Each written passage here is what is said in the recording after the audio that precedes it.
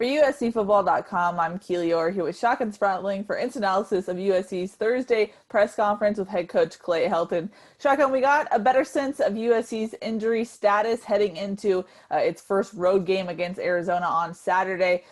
Brendan Keely has essentially been ruled out for the game. He's still recovering from a broken finger, which he had to get surgery on last week. And then Brett Neilon, USC's center, was listed as doubtful with that ankle injury that Clay Helton says he's still dealing with.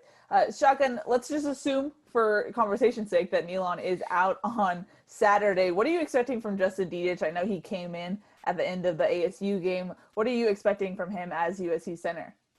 Well, I'll tell you what Clay Helton is expecting, and it's the we won't skip a beat. That's what he said about having Justin Dietz in there. They have a lot of confidence in him. He said he's happy for him. He's been one of their leaders, even though he's been a backup. You know, he's one of those guys that is just always putting in the work. You see it in the offseason, you know, pulling trucks and stuff during quarantine, doing whatever it takes to get his workouts in.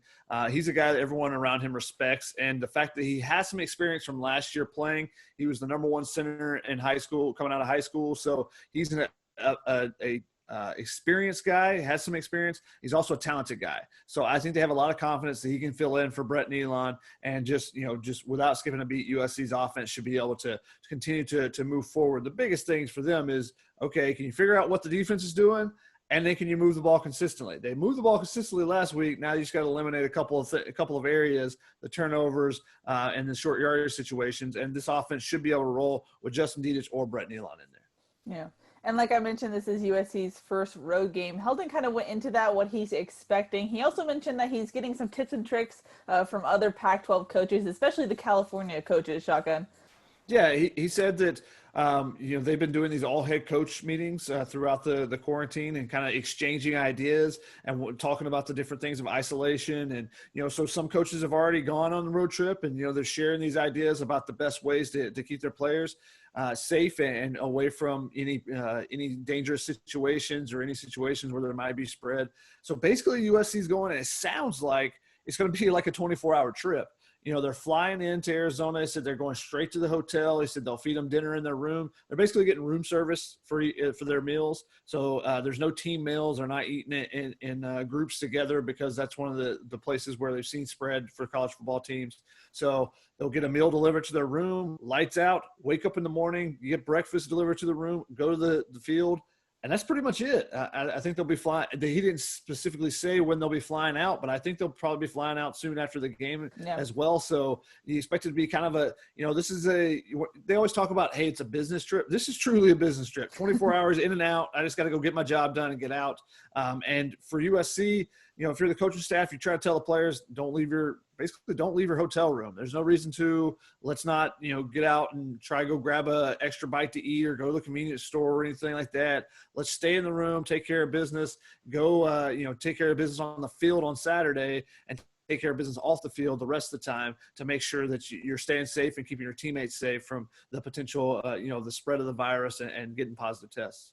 In that sense, though, it seems like this might be a more normal trip outside of what you just explained, because they're going to be outside of Los Angeles County, and LA County has really strict guidelines. Helton went into the process that they have to do at halftime, where you actually have two separate groups of your team, one inside, one outside. It seems like they won't necessarily have to do that in Arizona. Yeah, one of the questions we had last week is Helton told us, that they're going to be dressing pregame, with half the team dressing at the McKay Center on campus and then busing over, and half the team dressing in the locker room. Is what are they going to do during halftime? And I suggested if they have a competition and whichever, the offensive or defensive side, whichever one performed worse, they should put up in the stands while the other group got the locker room. But what Clay Helton explained today was they actually have a tent set up outside the locker room, and they're split up that way so that they don't have, all 110 players and coaches and staff and everything in the Coliseum locker room together. So they split them up and try to communicate as best as they can. May not be the case in Arizona. The rules obviously are different by county and by state. So I think they'll have the full team in the locker room at Arizona, which is interesting because having been visiting locker rooms before, visiting locker rooms usually are pretty cramped and small. So maybe USC, when they get there, maybe they try to make some adjustments. It's hard to say. They will be traveling with a smaller roster. The Pac-12 travel roster limit is 74. So instead of having your 110 with all your walk-ons and stuff at home. You only have a smaller group there. You have a smaller travel party. You're not taking boosters. You're not taking some administrators. Clay Helton reiterated that they're going to find the largest possible plane they can so that everyone can separate as much as possible. They'll be wearing their masks and everything, trying to take all the precautions because we're seeing across the college football landscape, how quickly things can churn from, everything's going along, the season is progressing to the SEC is going to, I think they have 3 games left on the schedule this week with more games canceled than scheduled right now. So everyone's trying to take all the precautions necessary and be able to play this out, especially with such a short season for the Pac-12. As far as what's happening on the field, we finally, after, a long off season, full training camp of Zooms and what coaches are saying, we got to see for ourselves what this team looks like. And Clay Helton was asked, what do you want to see from this team in week 2? There's obviously things they want to clean up. What did he have to say? Yeah, the areas of improvement, he said they got to be great on third down. He said it's been a big point of emphasis this week in practice. They worked on it all Wednesday, he said.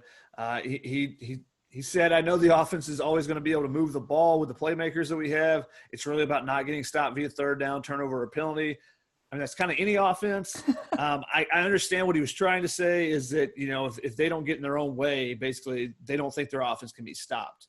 It's kind of true. It's been the case that they can move the ball consistently. The few times it's been not making adjustments quick enough in the past. And, I think with Keaton Slovis and his ability to get outside the pocket and manipulate the defense a little bit with his eyes and with his body, doing those things, I think that their offense is getting to the point where it really is. They're only stopping themselves. It's not really the defense just shutting them down. So that's one of the things they've been working on is those third downs, particularly those 3rd and 1. You got to get those short yard situations. That was the big thing in week 1. On the defensive side, he expects a higher pace of tempo for the defense. So, they got to be prepared for that. But also he wanted to, the perimeter runs and the perimeter plays that, they gave up a couple of explosive plays to Arizona State. He said that's something that he thinks Arizona will probably try to attack too, and they've got to be better at that. So, something that is been a issue for USC in the past, those letting plays get out in the perimeter. So we'll see if they start cleaning things up on the defensive side. We start seeing that progress that we're hoping to see from this defense. Now I'm going to flip it around and put you on the hot seat, Shotgun. What are you expecting from USC on Saturday? I know this is probably a good chance for USC's offense to really flex its muscles. What are you looking for on Saturday? You need to run the ball and run it down Arizona's throat and force them to come and, bring their safeties up. And then you can just attack over the top with Amon-Ra St. Brown, Drake London, Brew McCoy. That whole receiver group should be able to get over the top if you run the ball consistently early. Just kind of pound that defensive front and force Arizona to make some adjustments to you rather than you going, okay, what are they doing? Now we need to adjust to them. You come out and force them to make some adjustments to you because you're able to run the ball straight at them, and even when they know it's coming. That's what I would love to see. Will it actually happen? That's a big question mark. USC, even when they run the ball well, they don't want to stick with it a lot, it seems like. It seems like they want to, they want to get to their passing attack, and, they want to run the ball to open up the passing attack more than, well, if it's working, let's just keep running it consistently. But I think they can do that against Arizona's front. I think they should be able to run the ball with the transfers that Arizona had, especially at the linebacker unit with Colin Schooler leaving, going to Texas Tech, with Tony Fields going to West Virginia, with their safety Scotty Young going to West Virginia as well. I mean, those are 3 of their best defensive players last year, and they all left during, after the Pac-12 announced that it was going to be a January start. So I think that there's holes in that defense that USC should be able to exploit. So I want to see them do it. And I want to see them do it with some, with some style. Throw some style points out there. Clay Helton was asked about value of margin of victory once again today. I asked him about it. I think on Sunday, this is the 3rd straight he's been asked about it, which tells you it's an important thing. Yeah. If they want to accomplish the goals that they set forth at the very beginning of the year. And he said, number 1 is to win. It's always to win. But number 2, he admitted, is if you can win convincingly, that definitely helps your resume. So let's see if they can start working on a resume, because you're seeing across the country there's been a lot of upsets. There's also been, teams are losing games. So maybe that evens the playing field, shrinks the window if USC is able to get their full schedule in. Now, on the other side, Clay Helton seems very cognizant that Grant Gunnell and his RPO game could hurt USC's defense, especially just because perimeter defense has been an issue. Could you see this being a bad matchup for USC in that sense? I don't necessarily think so because I think they've seen this offense. They just have to, when they get in the backfield and get to Gunnell, they need to be able to get him on the ground. I don't think Arizona's offensive line is that great. They've got a couple pieces there, but I think USC should be able to get pressure on him pretty consistently. And, that's with or without pressure, without bringing extra blitzers and whatnot. So the interesting thing will be the matchup between Gunnell and Todd Orlando. Can Todd Orlando confuse him some? That was something that he tried to do with Jaden Daniels, was he was bringing pressures from all over the place. I think every single player on the defense blitzed in the back seven, blitzed at least once or twice. So I think that that's going to be something that, and maybe that's just what we'll see from Orlando every week, but I'm curious to see how Gunnell handles it because he's been a really good pocket passer, really accurate, doesn't turn the ball over, but can you get him confused and force him to, throw the ball quicker than he wants to, or be a little hesitant to throw the ball, not knowing where the blitz is coming from. Those are the type things. That's the matchup I'm kind of looking for on that side of the ball for USC. In that sense, Shotgun, it's that time of the week. Game prediction, how do you think this one's going to go? I got USC winning this one pretty good. I think the point spread last we saw it was 13 or 14. I think they'll cover for once. USC does not usually do well when they're the favorite as far as covering, but I think they cover this one. I think they'll win by 17 to 28, somewhere in there. Interesting. Okay. Any final thoughts before we wrap it up?